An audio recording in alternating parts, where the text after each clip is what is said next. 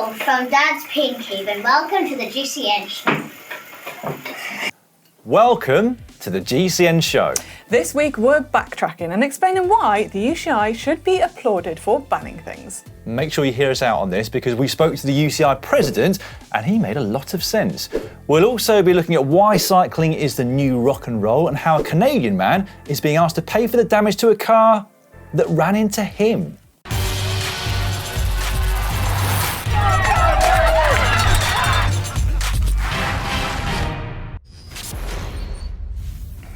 This week in the world of cycling, we learned that the difference between winning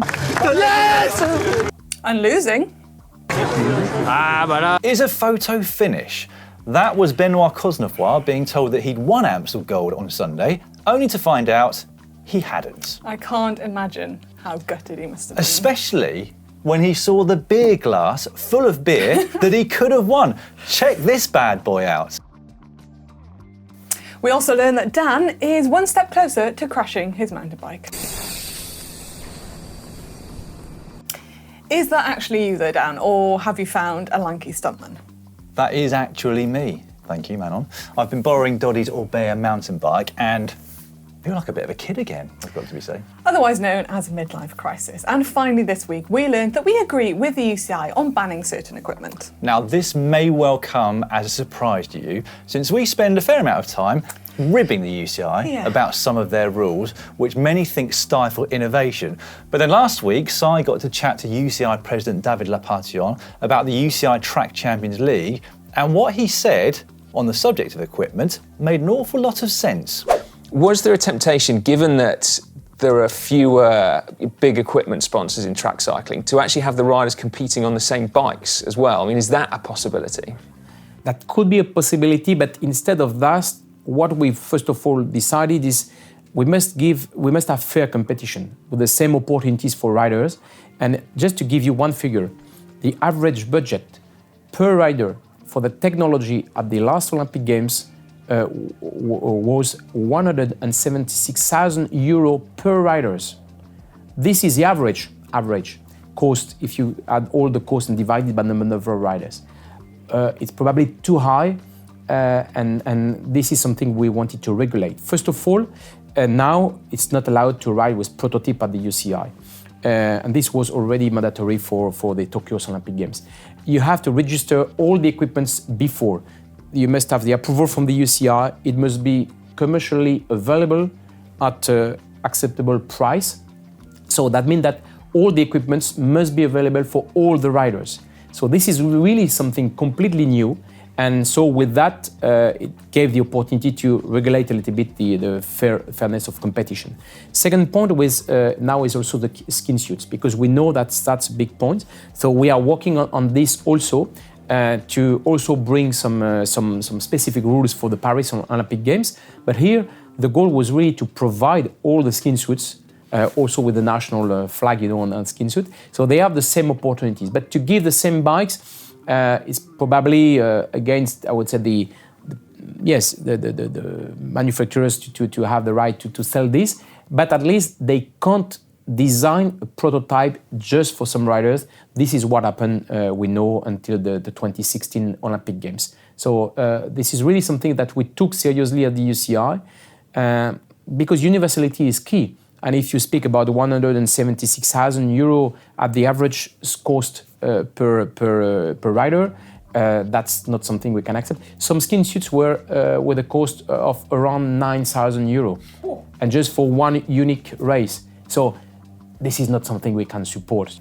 It's very interesting indeed. And the part that stood out for me was the €176,000 average budget per riders of equipment for each rider at the last Olympics. That's a staggering figure, yeah, isn't it? It's a lot of money. Yeah. He also pointed out there that means that the richest cycling nations are spending far more than that figure, because the average will be skewed downwards by the less wealthy cycling nations doing track.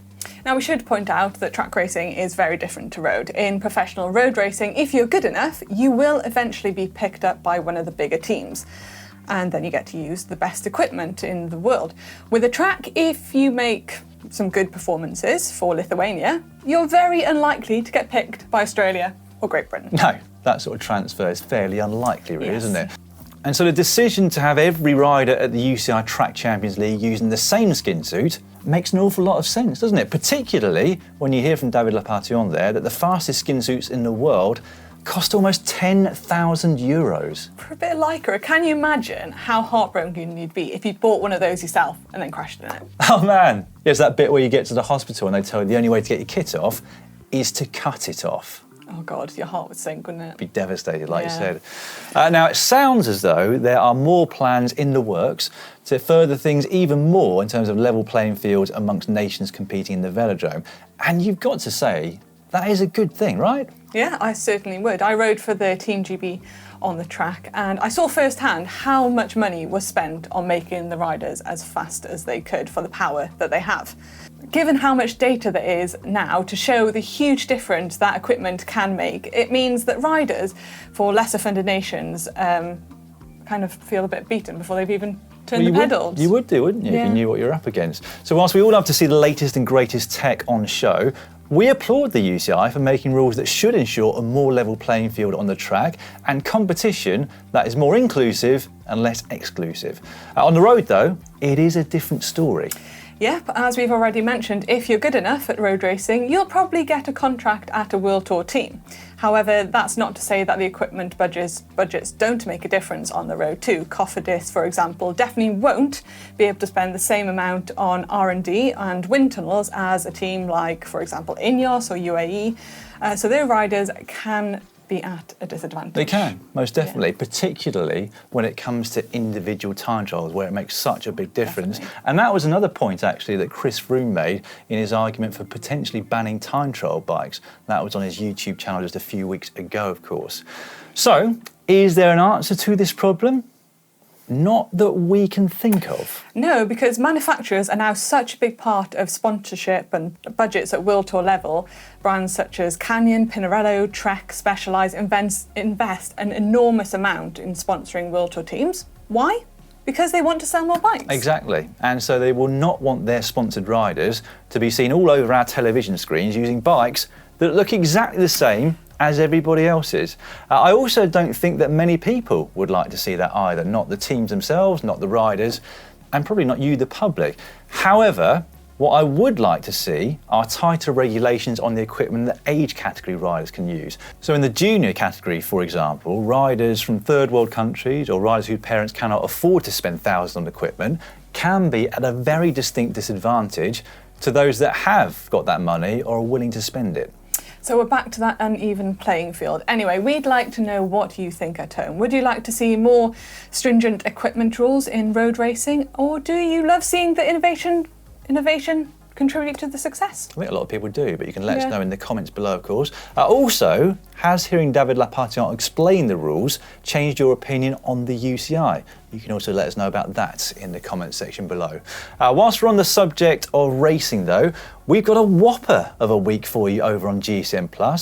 Two tours, the Tour of Turkey and the Tour of Sicily, Brabant's Appeal, and the big one, or big two, I guess it is now, Paris-Roubaix on Saturday and Sunday. The women's is on Saturday and the men's is on Sunday. A whole weekend in hell. Exactly, so do not miss them. There are territory restrictions on those races though, so please, as ever, check what is available where you are. But some big news from us is that we have secured the rights to show the women's Paris-Roubaix, Flèche-Wallonne and Liège-Bastogne-Liège in the USA. Happy Woo. days. Next up, your weekly GCN Inspiration. 3 prizes on offer for the best 3 photos uploaded to the GCN app, or videos, of course. Don't forget, all of the prizes are available over at shop.globalcyclingnetwork.com. And whilst we're on the subject of the shop, I should let you know that there's 30% off the GCN Castelli Pro Team Series at the moment. I handily hung this on the side of the table so I could bring it up and show you. It includes the jersey, the bib shorts, and also the wind vest, aka the gilet. Love a bargain. Right, should we start off with third place in Yep. Inspiration? So in third place, winning a GCN Core Blue beanie, is John Bonstenning. More than halfway through a century ride, going through a beach town during non-beach season. Still warm enough for leg warmers though. For no leg warmers, yes. I can't imagine that was warm enough for Marta Cavalli to not wear leg warmers. No, I know. She won Amsterdam Gold and neither was leg warmers and toe warmers. Just on a training ride, she was. She was, yeah, out for a nice leisurely ride around the Netherlands. But yeah, that cracking photo. I'm hoping that there's no traffic just behind you. I'm presuming that you checked, John Bond, before you took that photo. Anything for a GCN Inspiration picture. Well done to you. In second place, getting a GCN Elite Thermo bottle is Hot Camel. The view of Mount Lidgbird and Mount Gower on Lord Howe Island, 3 miles off the east coast of Australia, with a speed limit of 25 kilometres per hour, population around 400 and virtually no cars on the island. It is a cycling paradise. I was going to say, that sounds like paradise, doesn't it? The bit that sounds like paradise to me is the 25 kilometres per hour limit, because unless it gets very steep, I should be able to keep up. Yeah, you should. With a lot of people. In your e-bike. Yes, thanks. Got some snacks in the front there as well, a few apples. Very good.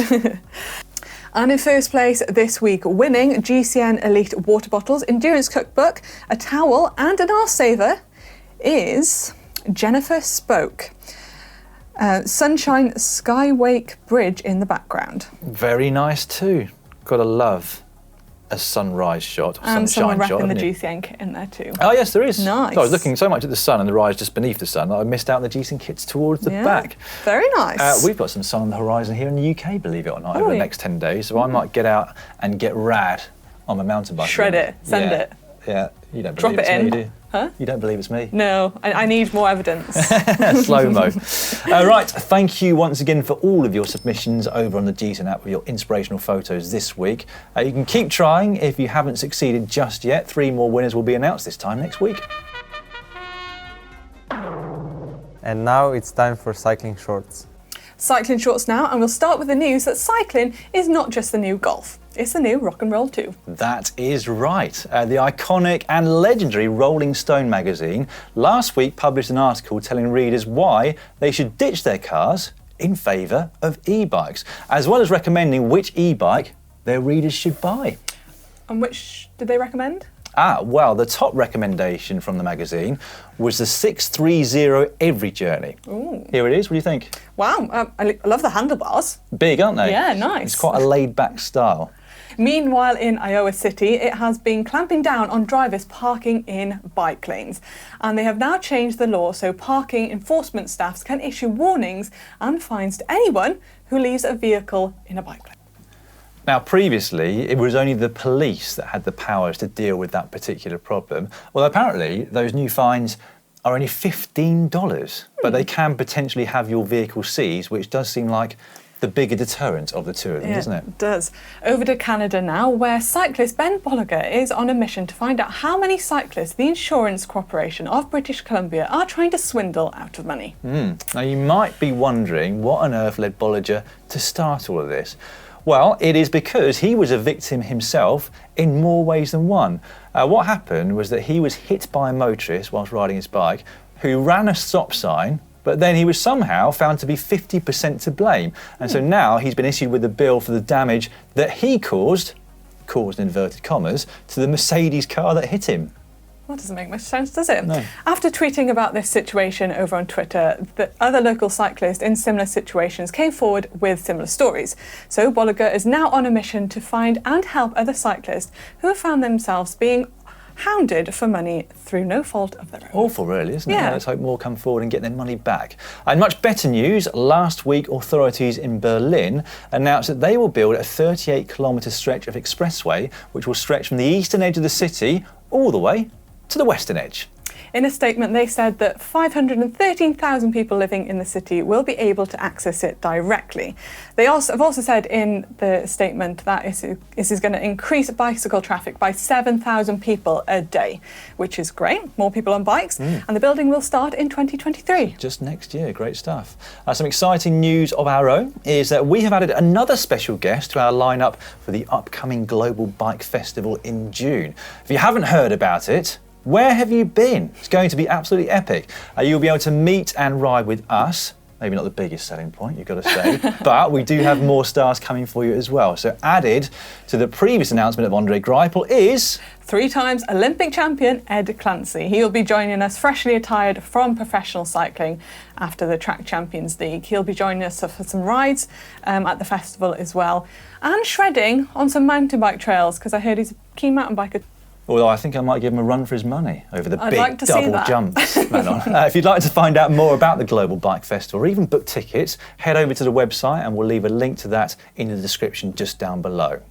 But we'll finish cycling shorts now by showing you the part of the David Lappartient interview that we didn't play at the top of the show. Si was in London at the launch of Back on Track, which is a 6-part series that goes behind the scenes at the inaugural UCI Track Champions League. Incidentally, episodes 1 and 2 are already out on GCN+, but here is what Lappartient had to say about the first series as a whole. Just before we hear from the UCI president, though, can we just get a quick compilation of Si saying, Mr. President? Go on then. Mr. President, thank you very much. So cute. Right, without further ado, let's hear Mr. President talking to Mr. Presenter. So, Mr. President, what was your highlights from the UCI Track Champions League from last season?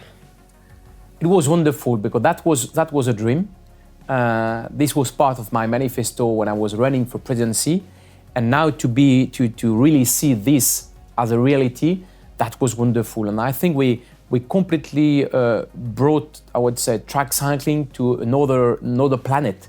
That's so amazing, so TV-friendly format, so disrupting from what we had. We keep the spirit of track cycling, but we showcase this in another way that was so amazing for the fans, for the riders and the athletes themselves. The best ambassadors today are the athletes. They came, they saw, and they adopted the UCI Track Champions League, and they will promote this league for the next years.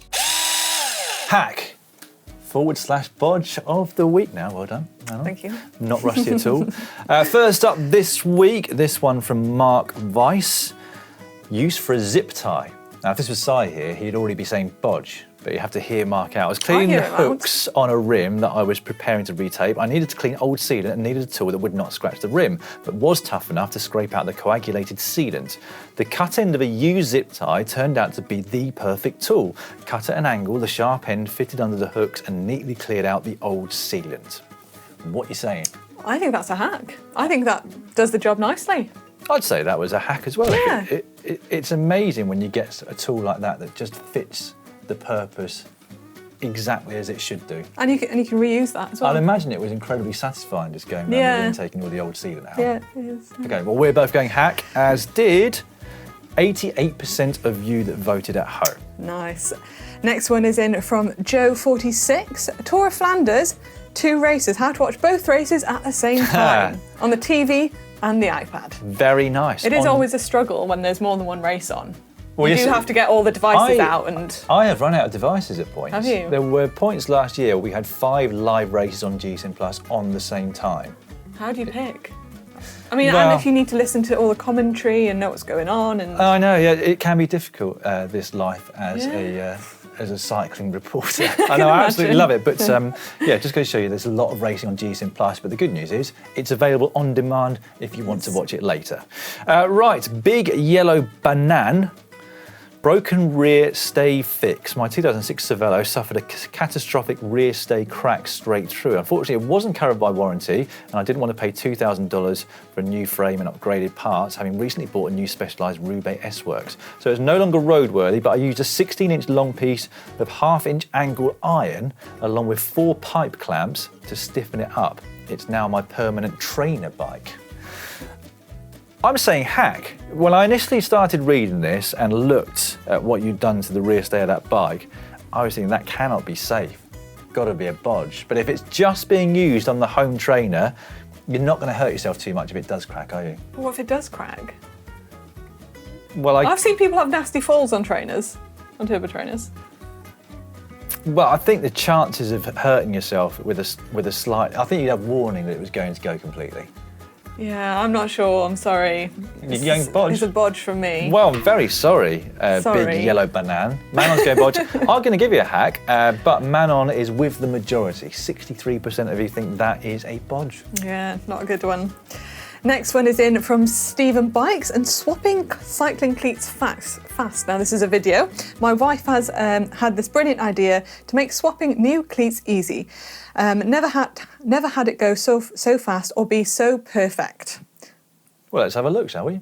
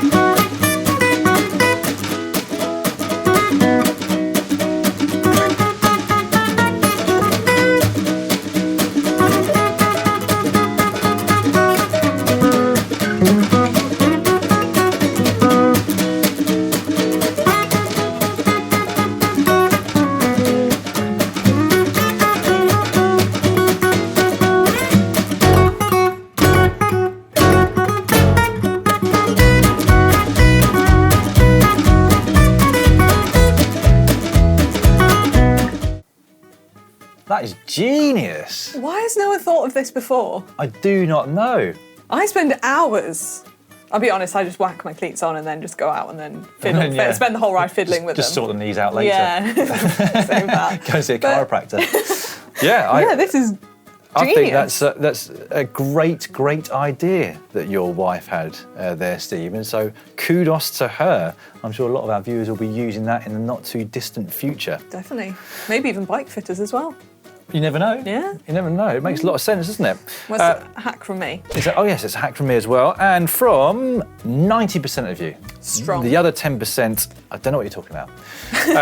Dr. Josh has our last hack or bodge, 3D printed phone light mount. I've been trying to find the perfect bridge to mount my phone and lights while I have TT bars attached for endurance events. Maybe I'm just picky, but none of the ones I found offered the exact positioning that I wanted.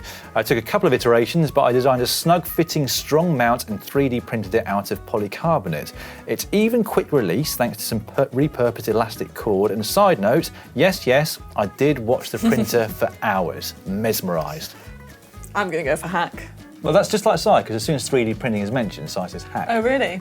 Well, yeah, hack. Well, it's got to be, hasn't it? Anything Yeah. 3D printed by yourself to Good effort. fix a problem that you've got has got to be a hack. Yeah. So I would agree, as do 83% of those of you who voted. Incidentally, the next week's hacks and bodges are already up on the app for you to vote and have your say on. If you want to get involved ready for the following week, upload your pictures of your hacks and bodges to the GCN app. It's now time for Caption Competition and your chance to win an Elite water bottle. We gave you this image last week and we've picked out what we think is the best caption, which was from Larta. From the Tour of the Basque, welcome to the GCN show. If only That would be quite cool. Rigoberto around was sending in welcomes to the GCN show. On Maybe the we'll do podium. it for GCN on Espanol. at Just some have to point. ask nicely. Yeah. I'm still doubtful that he would do it, but very well done, Larta. Send us your address on Facebook as a message. We'll get that image out to that image. Getting too far ahead of myself. Don't want Get the image, want the bottle. out to you. This week's image is of Michał Kwiatkowski having won Amstel Gold. Needless to say, I'm very jealous, but You definitely have a caption for this. I can just feel it. yeah, I have got a caption for this. I knew because I it. have thought long and hard about it. You ready? Hit me. Amstel drinking. That's actually quite good. That's Thank you very much. nice. Good accent as well there. I spent 3 years thinking of that caption. Really? No, not really. But it did take me quite a long time earlier. That's going to be hard to beat. Yeah, and you can't put accents in written comments, you really, can you? can't. So you have to think of Imagine something. you could do voice notes in the Oh my! the, I in the do. comments. That would be frightening. The I'd love abuse that that. I might receive if you could have voice notes in YouTube comments. Anyway, put your captions into the YouTube comments below. We'll pick a winner out next week. Just before we let you know what's coming out on the channel this week, a few of our favourite comments from the last 7 days worth of videos, starting with this underneath the summit, off limits for gravel bikes, ? Tour Dirt Vienne. Hank, I think you can talk about bikes until the cows come home. Then size talking turns into a scream of fear.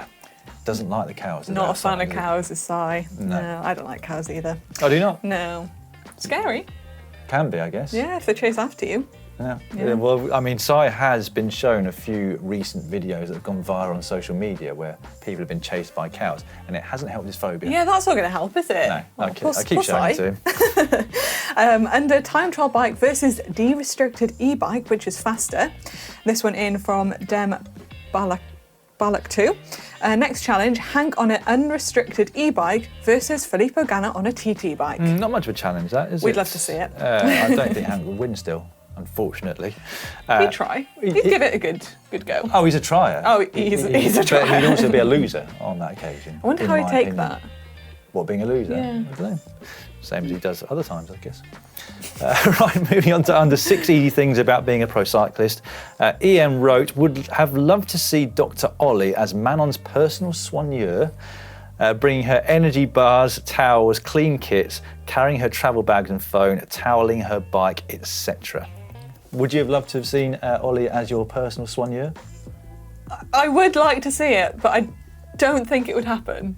I think it would probably be the other way around. Ollie'd be like, Manon, come here, bring me a towel. He's bossy out on shoot, is he? Yeah, he is, yeah. Doesn't surprise me. Then, and what can you learn from Van der Poel's training on the GCN show?